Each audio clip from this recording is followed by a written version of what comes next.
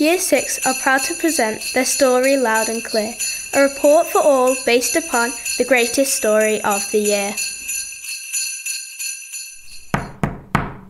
Who can that be?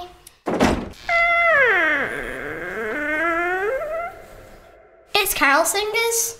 Silent night, holy night, all is calm, all is bright, round yon virgin mother and child, holy infant so tender and mild, sleep in heavenly peace, sleep in heavenly peace. Oh, I do love all the festivities. Can you believe that Miss Parsons has set us homework? And so close to Christmas too. I know. Asking us to find out all about the birth of baby Jesus. She even said our homework must be detailed. Doesn't she know we've got our actual Christmas stuff to be doing? Chocolate to eat, presents to wrap, trees to decorate. Guys, the birth of Jesus is Christmas stuff. It's what Christmas is all about. Come on, I've heard that there's a new brilliant programme about Mary, Joseph and Jesus. It's just about to come on local TV news round. It'll be great for our homework. We might as well. Let's tune in. Good evening and welcome to Up Holland TV News, everyone. It's St Thomas Rolling Reporter, Up Holland's most loved reporting personality. Today we are diving into the very start of the Nativity Story. For those of you with homework to complete this Christmas, listen closely. You're about to discover everything there is to know. Here we are in Bethlehem and about to ring the bell at the gates of Herod's palace. Try to remain calm. I hear he is quite a beast. Here I am, approaching with caution. I shall attempt to sneak past the guards. Dun dun dun dun dun dun dun dun dun. I've made it. I'm inside now. Where to locate that wretched king cage? I can hear voices coming from the library. Let's try there. Who's that? Who are you? You stupid guards allowing anyone, old Tom, Dick and Harry, into my palace. What do you want here? And who is BBC? I'm sorry, I came to you from Up Holland on behalf of BBC News programme. I simply want to ask you some questions about how you felt being overruled by a baby, the true king of the world. You talk of that wretched Jesus, who never will rule over me. I don't care about what he likes to brag about. Where's his crown, eh? So you don't believe that Jesus is the king of the world, our saviour and son of God? He's nothing but a lie. No glory, no power, never has had, and never will. Then I have no further business here and I thank you for your time, dumb fool. What was that? Oh, nothing, I just said you were so cool. So listeners, you heard it here first. Herod is still living in the Nile, and I heard he has caught a very nasty bug. Let's hope that will finish him off.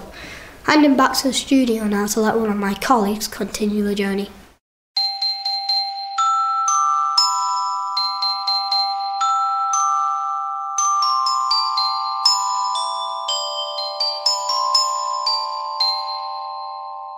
Well, that confirms it then. What I thought about that old buffoon appears to be accurate. I wonder who we'll meet next.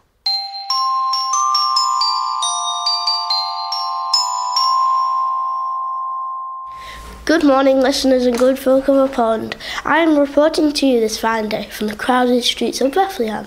I am about to knock upon the door of the one and only incredible innkeeper, the guy who saved the day.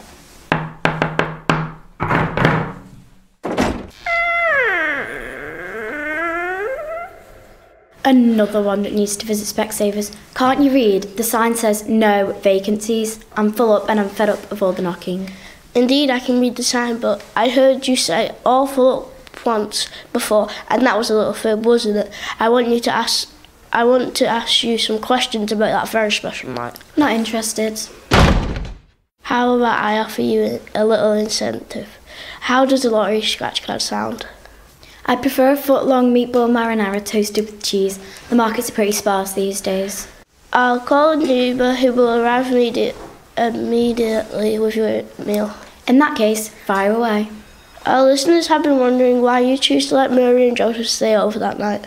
Well, without wanting to sound impolite, she was massive, a tummy I mean. She looked fit to burst. Not only that, but she looked as if she was in pain, and I felt sorry for a fellow who told me he'd had to walk the whole distance by the donkey's side. And did you charge them for the accommodation? So, it went like this. I told Joseph he'd have to pay, and he was like, all I had went on the donkey, so I decided to ask them to write a review instead on TripAdvisor and Booking.com. I thought I might as well advertise and earn money that way, but I told him not to tell a living soul that I'd let him stay for free. He promised to give us a 5-star rating and to say the sheets were like silk and not straw. Well, thank goodness for you is all I can say. And thank you so much for your time and good luck with the Airbnb. Back to the studio.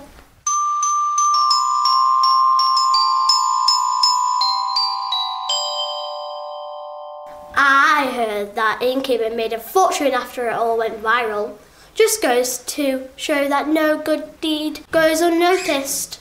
I wonder who is coming next. Let's tune in to listen.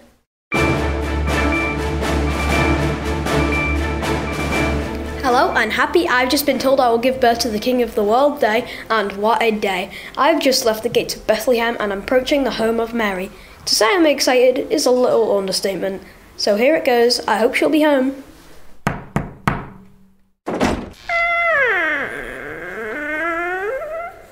Hello, I'm a reporter. I was hoping Mary would be home. Hello, I am Mary. How can I help you? We are reporting on behalf of the Up Holland community to help them understand the feelings of those people who are present at the birth of Jesus. And you, being his mother, must have a super story to share. Do you? Indeed I do. Come inside and I'll make you a nice one cuppa.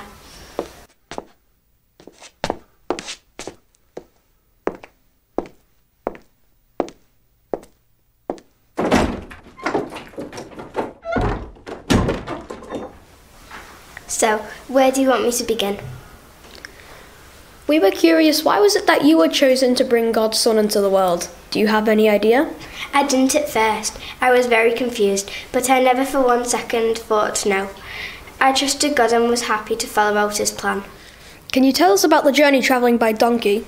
Was that difficult? It was a very long journey and not a very comfortable one at that. The donkey was a very wonky donkey and a little bit whiffy too. I have to say, it was a journey I wouldn't want to repeat. And when you reached your destination, and there was nowhere to stay, that must have been frightening to say the least. I never doubted God and knew that all would be okay. And the whole stable story is a complete myth, but don't let me ruin it for the little ones. I was just grateful for shelter and to be off the back of that donkey. How was Joseph throughout it all? He was like, "This girl is on fire." Yes, very proud of me, and so happy to see Jesus enter the world safely and soundly. Well, thank you for the lovely cup of tea and talking to us today. I think everyone will agree that you are truly a remarkable lady. Well, listeners, I'm sure you will agree that we've just met one super special person. Back to you in the studio.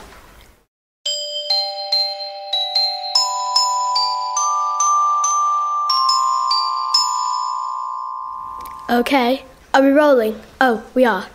Good morning, fine folk of Up Holland. On this sunny fine day, I will be interviewing, drumroll please,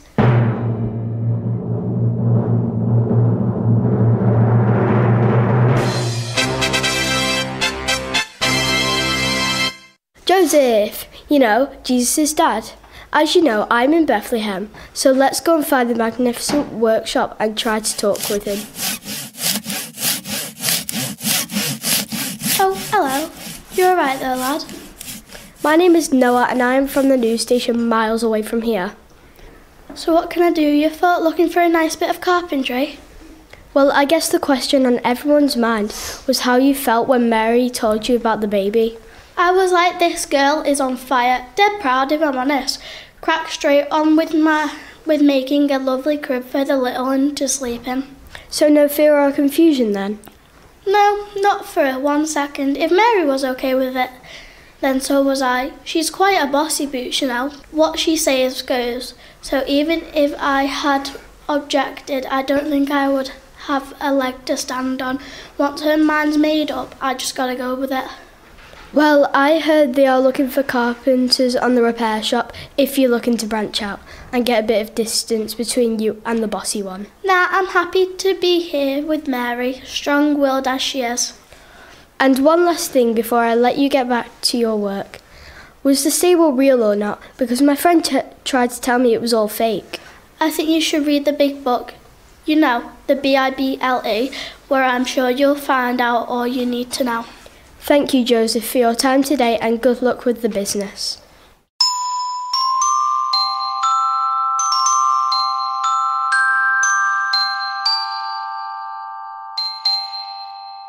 My homework project is going to earn me a gold star. I am learning so much. I'll be the best homeworking kid in all of Up Holland. Get you bragging. I'm waiting to hear from the whole crew before I get started. I wonder who it will be next. Good morning, listeners. Today I find myself in the countryside. It is 6 a.m. and frosty. I'm on the lookout for the super shepherds. Ah, I see them, over in the distance. Here they are. Hello there, and how are you this fine morning? Oh goodness, you startled us and our sheep, who are now bleating and despairing over that yonder hill. What brings you to our fields this chilly morn? I have travelled to find you as I have been given the job of interviewing you to ask you all about the experience on a very special night. What's your names? My name is John, this is Arthur, and that one over there that's Matthew. So what questions did you want to ask? The thing everyone wants to know is, what was it like being visited by an actual angel, and what did it look like?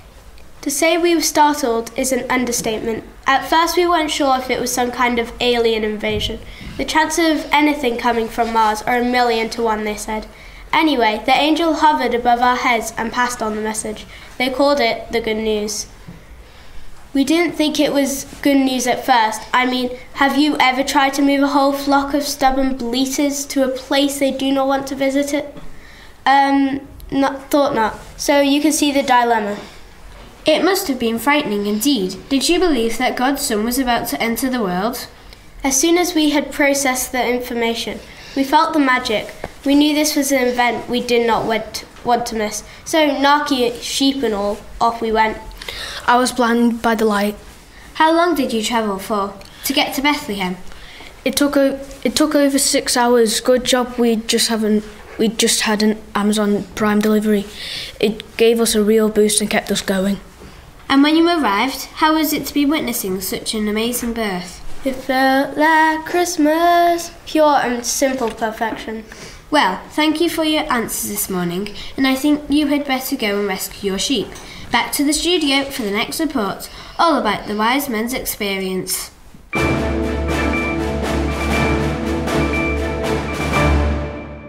Thank you and good morning, fellow folk of Up Holland. It is my pleasure to be reporting for you from Bethlehem, and I am here with 3 wise men and a couple of camels, and boy do they stink.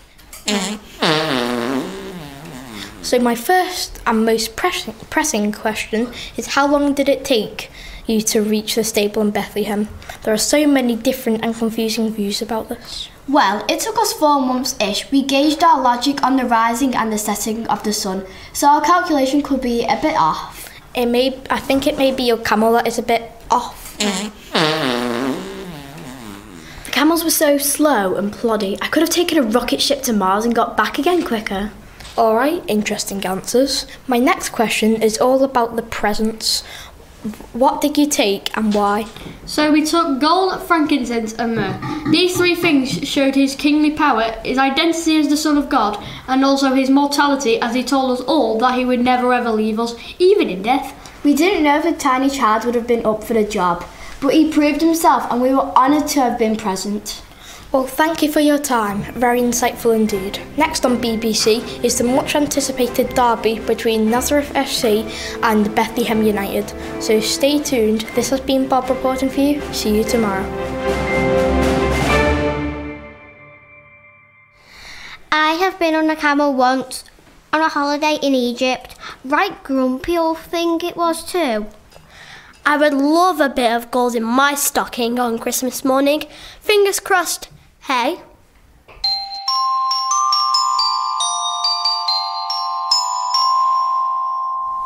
I have been given a job of the final and concluding interview, and to say, I have drawn the short straw, no pun intended. We are off to the donkey sanctuary. Mr. Roscoe knows it well, to find the donkey that carried Mary all the way to Bethlehem, and maybe a couple of buddies that were around at the time. Now, which one could it be? Hello there. I think you must be looking for me. I had heard you might be paying me a visit. Hello there. Can you tell me what the journey was like carrying Mary all that way? Well, it was hard going and my hooves were wrecked. The ground was so dusty. Never do that again. Did you feel honoured? Yeah. It was an important job and I was proud to have been the one. The rest of the drove were a bit put out though. So when you arrived, did you meet any of your friends? Yeah, my cousin Danny Donkey was there already. We had already had a good catch up. Nice to see him again. So Danny, how was it having Mary deliver the Christ child in your stable? Let me give it to you straight. I wasn't best pleased because it was crowded enough as was. But besides that, and nothing but truth in my heart, everyone reckons it was this lovely cosy stable, all lit up and snugly, when actually it was a cold and wet cave, really dark and dingy. E-oh, not what you were expecting, I'm guessing. Well, I'm flummoxed. You mean to tell me all these years my deluxe M&S stable complete with movable characters and animals that actually make the noises is a lie? Yeah, Paru, e-oh, but stick with that tradition and keep getting it out of the loft every year around this time. Stories change over the years and there's no harm in it. E-oh! What was that crash? Oh, that's all, Joe. Oldest mule here. He's just fallen over again. Happens all the time. I best go give him a hoof up. Thank you for your questions and have a safe journey home.